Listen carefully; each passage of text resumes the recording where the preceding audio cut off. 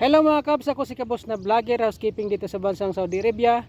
Ngayon pag-usapan natin mga Cubs, ang mga dapat mong dadalhin kung ikaw ay first timer dito sa bansang Saudi Arabia para magkaroon ka ng guide.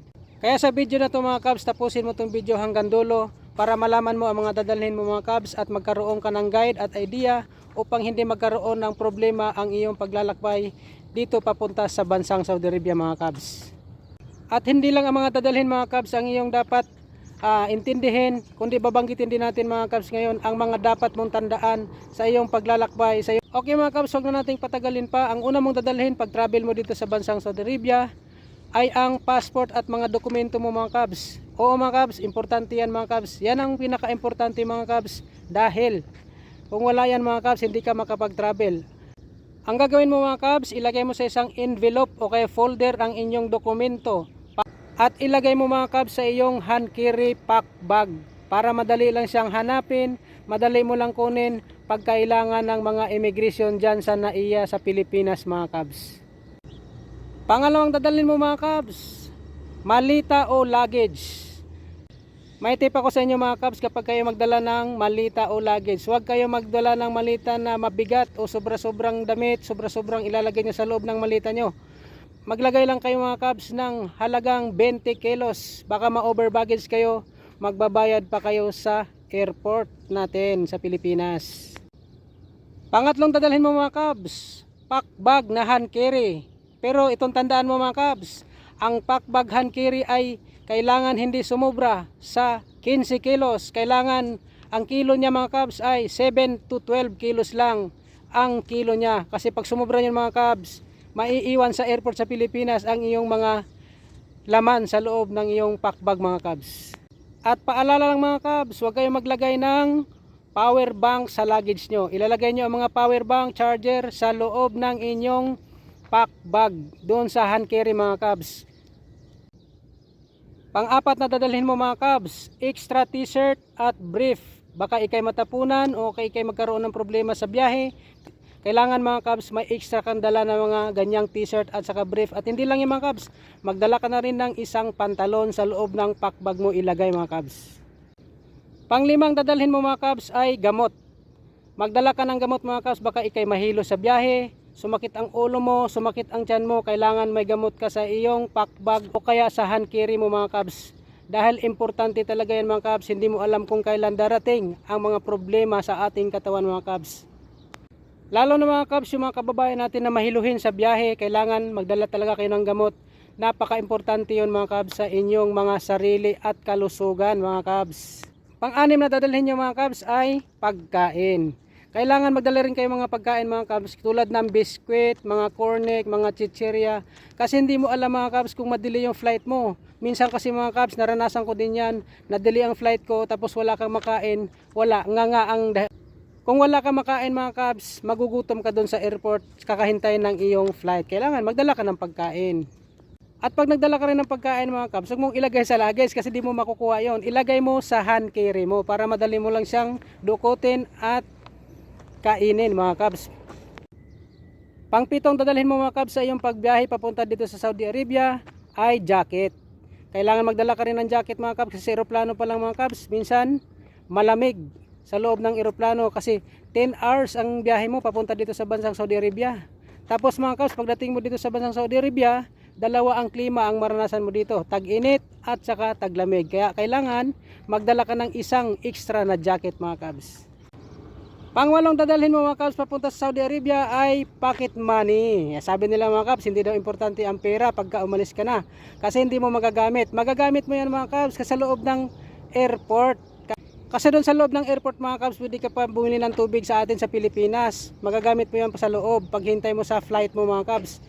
Kahit naman sa Saudi Arabia mga Cubs, magagamit mo pa rin yan kasi may mga money changer dito. Huwag ka maniwala na hindi mo na magagamit ang iyong pera dyan galing sa Pilipinas mga Cubs. Pwede mong ipapalit yan mga Cubs. Kaya magdala ka ng pocket money para may pangkain ka, pambili ka ng tubig mga Cubs. Pang-siyam mga Cubs na dadalhin mo papunta dito sa Saudi Arabia ay toothpaste at sabon. O kailangan yan mga Cubs kasi hindi mo alam kailan ka sasahod. Di pa naman agad-agad mabigyan kayo ng allowance mga Cubs. Kailangan mayroon ka magamit na toothpaste at sabon.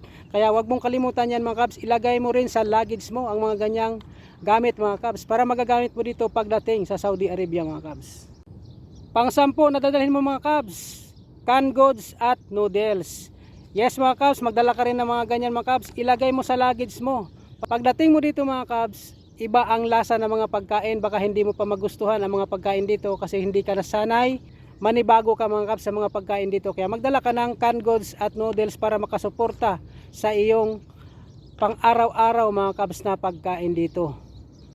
Itong babanggitin ko mga kabs ay hindi na related sa iyong dadalhin mga kabs. Ito ay related sa inyong flight. Bago kayo mag-flight mga kabs, huwag mong kalimutan na 3 hours before ang flight mo, nandun ka na sa airport para hindi ka mahuli sa biyahe. Ang eroplano mga kabs, kapag lumipad yan, hindi na babalik. Hindi gaya sa jeep mga kabs na babalikan ka pa kung saan ka naroon. Kaya maglaan ka ng 3 hours before ang flight mo mga kabs, nandun ka na sa airport, sa loob ng airport para maaga ka mga kabs, hindi ka mahuli sa iyong flight. Yan ang importante mga kabs. Ito pa mga kabs, pagdating mo sa loob ng airport, nandun ka na sa loob, hanapin mo yung flight destination mo kung saang bansa ka pupunta. Pupunta ka ba sa Jeddah?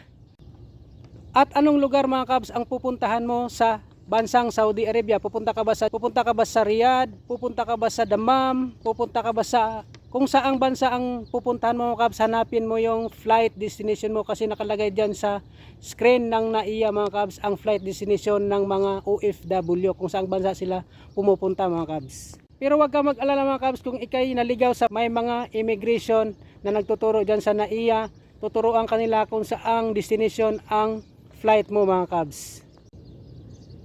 Habang nakapila ka mga kabs sa immigration, kailangan ihanda mo na ang iyong mga dokumento.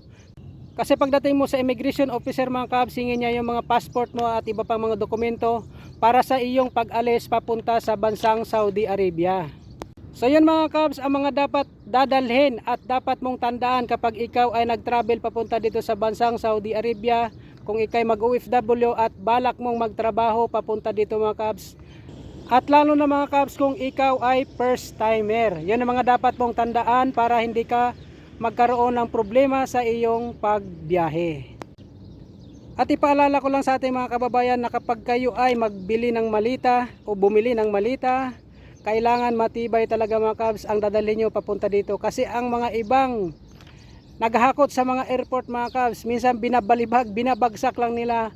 Kaya tibayan nyo ang iyong mga malita. At ito pa mga kabs, lagyan nyo ng pangalan o name tag ang iyong mga malita para hindi madampot ng ibang tao, ibang pasahero at hindi mawala. Yun ang importante mga kabs kasi muntik na ako dati mawala ng malita mga kabs. Ito pa mga kabs, para talaga matandaan nyo yung malita nyo at luggage nyo bago nyo ilagay sa X-ray machine, sa airport sa NAIA. Picturean nyo muna para matandaan nyo kung anong kulay ng inyong mga malita mga kabs. Yun po ang dapat nating tandaan kapag tayo ay nagbiyahe papunta dito sa bansang Saudi Arabia o kahit saang bansa ka man nagbiyahe, yun po ang dapat mong mga dadalhin at dapat mong tandaan. Kasi mahirap magka-aberya sa ating mga biyahe, sa ating mga flight papunta dito sa mga bansang pupuntahan natin mga kabs. At paalala ko lang mga kabs sa mga kababayan nating nagsolo mag-flight at walang kasama papunta dito sa bansang Saudi Arabia, huwag po kayo mag-alala dahil susunduin kayo ng driver nyo sa kumpanya at magdadala siya ng placard ng pangalan ng inyong kumpanya doon sa airport, kaya madali mo lang siyang makita at mahanap. At huwag kang umalis mga kabs hanggat hindi dumating ang sundo mo sa airport dito sa bansang Saudi Arabia. Huwag kang gumala-gala kung saan-saan. Huwag mong ibigay yung mga dokumento mo kung kani-kanino mga kabs para hindi mawala, para hindi ka magkaroon ng problema mga kabs. Bago magtapos ang ating video, i-shoutout muna natin ang ating mga kababayang mga housekeeping dito sa bansang Saudi Arabia. Shoutout sa inyong lahat at mabuhay kayo.